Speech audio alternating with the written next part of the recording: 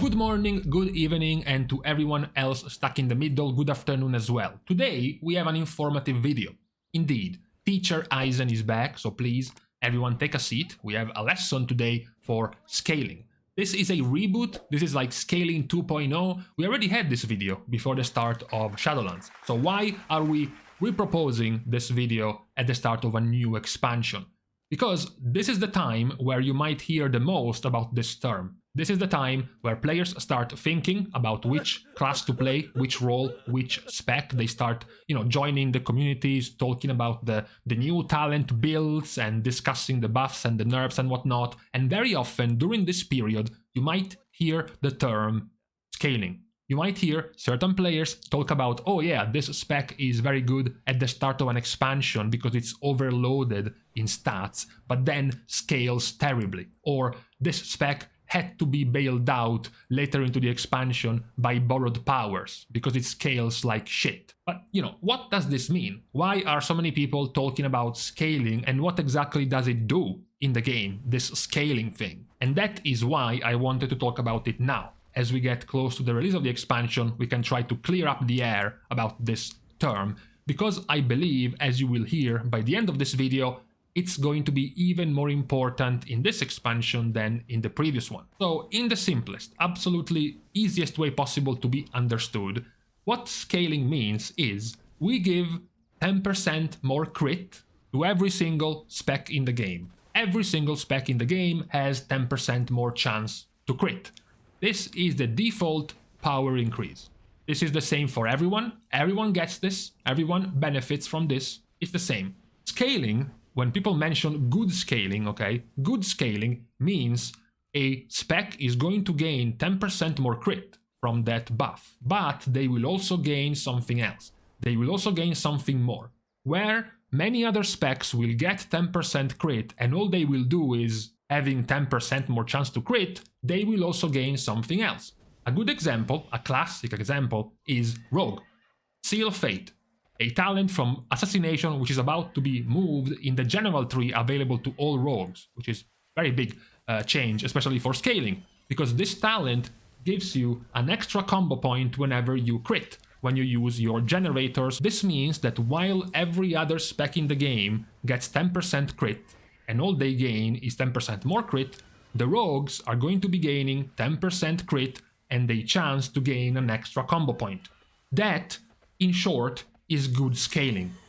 In the shortest way possible, the way you gauge and the way you quantify how good a spec scales is by looking at all of their kit and all of their abilities and passives and talents and whatnot, and see how many things are going to interact with your secondary stats. Why?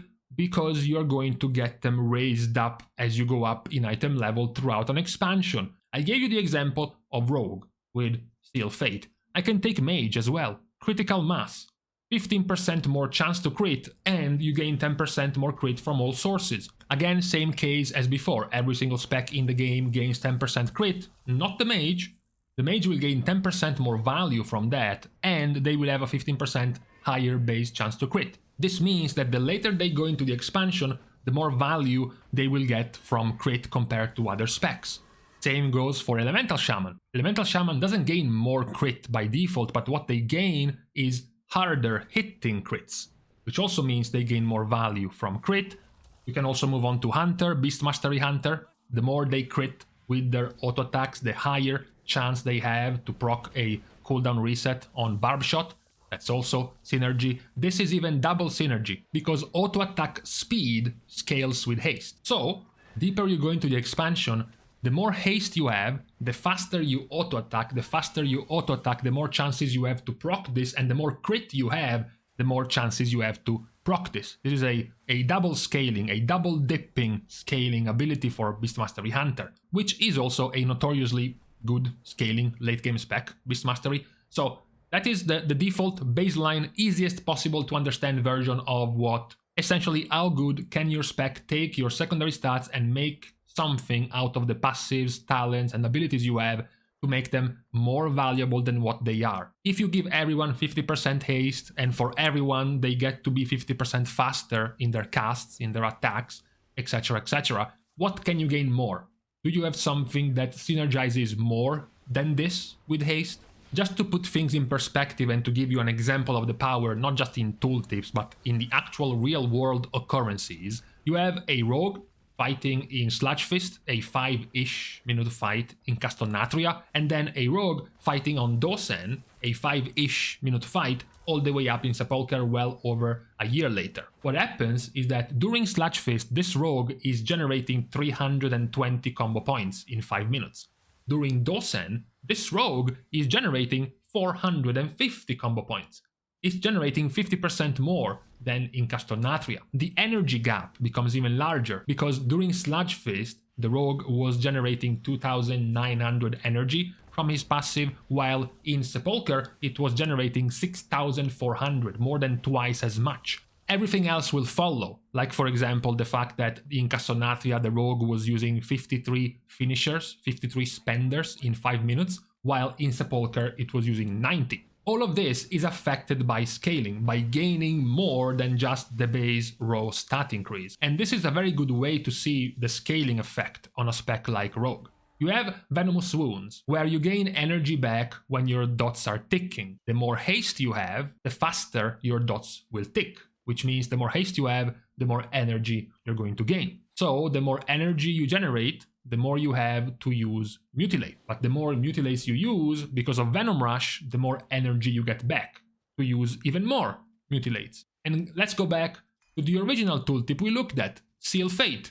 Now, not only haste can also give you more ticks of dots, giving you more energy, now crits can also give you an extra combo point when you crit with Mutilate. So you have two passives which make you gain more energy to use more Mutilates, and then you have one passive which gives you more combo points when you use Mutilate, which all nets out in you being able to use more finishers. And let's just put another synergy in there, Deeper Stratagem. When you use a finisher, you do more damage, which also scales the more finishers you use. All of these are examples of good scaling. All of these are examples of good talents which are going to give you more bang for your buck when you gain a secondary stat. That is what having good scaling means. Now, if you understood this concept, you might get a little bit confused because you start looking at a spec like Windwalker. So, Windwalker has been our good example, our good laughingstock when talking about scaling, because they are one of the worst in the game when it comes to scaling. They scale very, very poorly. If you look at their entire talent tree, they basically have nothing that scales.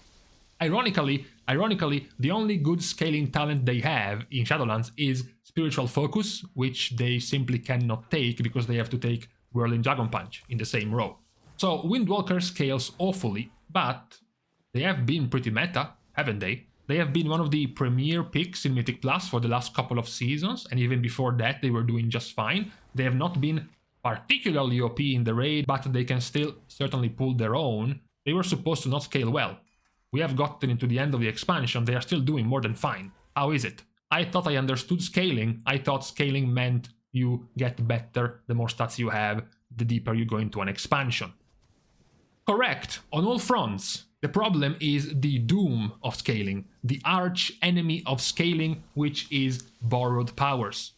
It is the random, sudden increase of power of certain specs given by Blizzard out of the blue. This can be legendaries, it can be Azerite traits, it can be essences, it can be corruptions, it can be even conduits. These things go beyond the point of scaling because they simply empower your spec out of nowhere. In the case of Windwalker, for example, it was their conduits. It was coordinated offensive and calculated strikes combo of conduits, essentially bailing out Windwalker out of their poor scaling and their poor damage increase the deeper they went into an expansion. That is what I said at the start of the video, why talking about scaling now might even be more important than when we talked about it at the start of Shadowlands, because we don't have borrowed powers now. We are losing things like Covenant abilities, we are losing conduits, we are losing legendaries. We are also, not literally, but as far as power goes, we are losing tier sets. They are no longer this game-changing massive power boost. So effectively what we have left for us, for our specs as power, is just in our talents and in our passives, in what we start the expansion with, basically. That is why I think it's going to be even more important to see, because now you can actually gauge from the get-go which specs can have good scaling deeper down into an expansion. Of course, this might still mean nothing at all, because for sure Blizzard will end up extending and, expanding the talent trees, add some things in 10.1 or 10.2 or whenever. I'm sure they will also go back to making much stronger tier sets anyways, so there are going to be still some bailout ways for certain specs to still get saved by borrowed powers, but I thought it was still relevant to point out. Knowing that we're going to have way less borrowed powers in this expansion, scaling can play a bigger role compared to other situations like Legion, BFA, and Shadowlands, where borrowed powers sort of took over the power of the specs. So this was the informative video to try to let you understand what people refer to when they talk about scaling. It is simply how much synergy, how much more you can get from your secondary stats besides what everyone else can get. And that is the main concept of scaling, to try to understand who becomes stronger deeper into an expansion, because of course you're going to be gaining 10, 20, 50, 100 item levels into an expansion, which means all of your stats will go up, which means several of these talents can become stronger and stronger and stronger the more stats you have. That is basically the core of what scaling means. So, with this explanation being done, the class is over. You can go back to your recreational activities. For today, we are leaving each other. Thanks, of course, as usual, to all of my Patreon supporters for supporting myself and this channel. Thank you. You are, as always, a great help. You can also support even more in ways that don't include spending money, like, for example, liking on the video and commenting down below, which I started to read way more than usual. Honestly, I should have done so more often, to start talking a little bit more and having some more dialogue with you guys in the comments. That is something that will become more common in the future. And lastly, of course, you can subscribe to the channel itself. Also, for more generally speaking parasocial relationships, you can follow me on Twitter, as well as subscribing to my Patreon, which will also give you access to my Discord server if you ever want to pop by, ask some questions, give some feedback about future content you would like to see or previous content you have just seen. I'm usually available there as well. With this out of the way, thank you guys for watching, see you guys soon, and in the meantime, I think this looks cool to make videos with. A pretty nice look overall, but the heat I did not consider. Jesus.